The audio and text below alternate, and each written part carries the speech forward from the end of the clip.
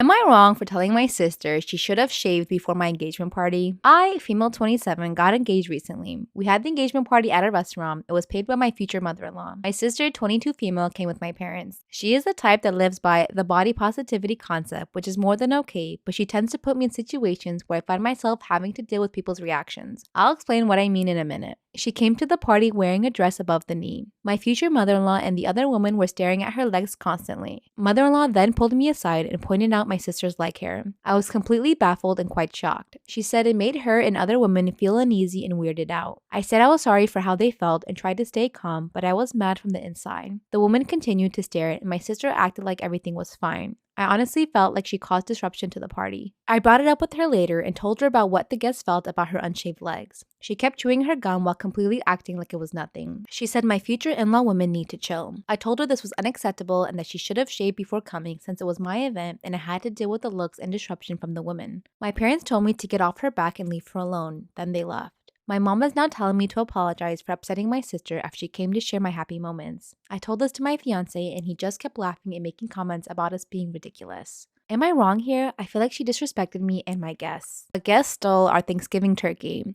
I'm confused and frustrated and need to vent. We hosted Thanksgiving this year, husband and I, our 2 kids, husband's siblings and nieces and nephews, and most importantly, husband's gravely ill mother. We're all at peace that this Thanksgiving and Christmas will probably be our last holiday together. It's been emotional and exhausting, but we really wanted to make a memorable day that everyone would enjoy. Our daughter Mary is visiting from college, and one day before she flew in, she says her boyfriend Chris is actually flying to our city to visit friends over the break. Mary asked if he could come over for Thanksgiving. We've never met Chris before, but to be honest, we're not wild about him. As soon as Mary started dating him, we started seeing some worrying changes in her. Our son, who is just a couple of years older, confided in us that Mary is getting into the party scene largely because of Chris. We've tried gently bringing up our concerns with Mary, but she shuts it down and has started to pull away from us. So because we didn't want to alienate her, we said Chris could visit, but they need to stay in separate rooms. She said that won't matter because he's booked a hotel room and she'll be staying there with him the whole weekend.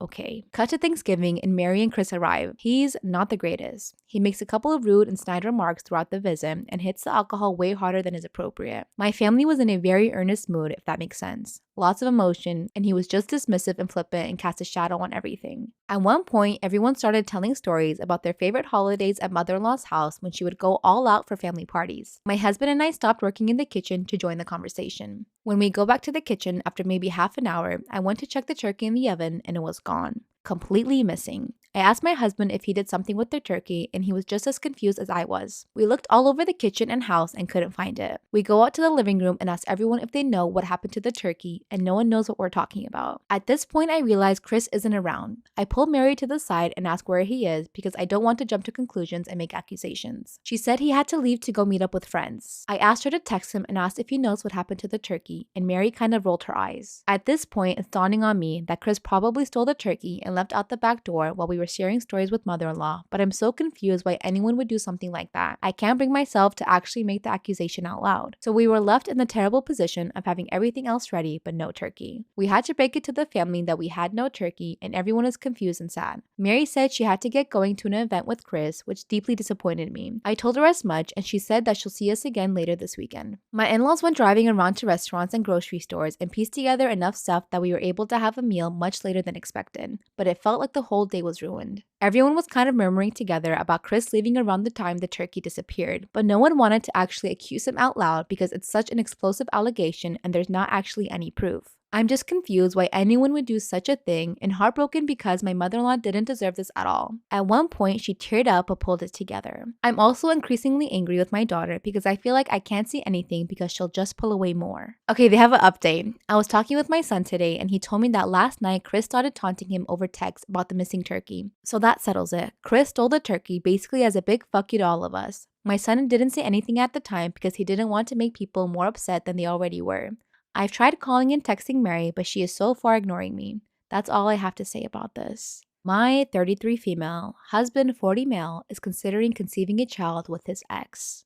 I'll preface with the fact that therapy is an absolute given already, so I will be seeking that out, but in the meantime, I need some advice to just process what to even say to a therapist when the time comes. Okay, so the title needs explanation because it is complicated and nuanced emotional situation. Apologies in advance for rambling. I'm still trying to make sense of the entire situation while grieving and just trying to get the pertinent details out for advice. My husband and I have been happily married for 3 years now. My husband has a son from a previous relationship before we got together. I have been in my stepson's life since he was 2 years old. He turned 6 years old this year and got along very well. My stepson's bio mom and I have never been friends in any capacity, but we've always been cordial and respectful on the rare times we interacted and never had any issues with one another. My husband and biomom are similarly cordial and respectful and communicative around their son's needs, but not really friends beyond that. We pretty much adhered to a parallel parenting style and it worked fine. 4 weeks ago, my stepson tragically and very suddenly died from an infection. It has been just absolutely devastating for everyone. Biomom is especially just wrecked. Her son was literally her entire life and purpose as a stay-at-home single mom. My grief cannot compare to the level I know she feels, and I do have compassion for that. My husband is, of course, exceptionally distraught. I've been doing my best to be understanding in how they both need to grieve as parents. Don't like where this is going.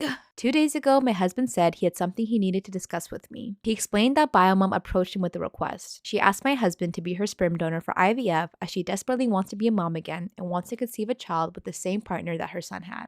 He basically made it clear it is something he is willing, even wanting to do, but he needs to understand how I feel about it. Well, I don't know how exactly to communicate what I feel about it to this point, but the feelings are not good ones. I told him I needed some time to process this. My husband and I have been trying to have a child of our own for the past few months, so this is even more personally difficult for me to take in. I think I already know that I am not okay with my husband having another child with his ex, but I am thinking of suggesting we offer her financial support to seek out alternative fertility options that do not involve my husband's sperm, and quite honestly, do not involve 18 years of co-parenting. I'm actually not even sure what Biomom and my husband are thinking regarding that in this scenario. Additionally, Biomom is 41 years old, so there is a high possibility this whole situation would be a lot of money and time spent without any results. I feel disrespected and angry, but I also understand it's not really just about me here, and that both of them are struggling to cope with this unimaginable grief. I would just appreciate some level of advice from people outside the situation, specifically advice on how I should convey that I'm not on board with this without making it a point of contention. What I've done might just damage our 15 years of friendship.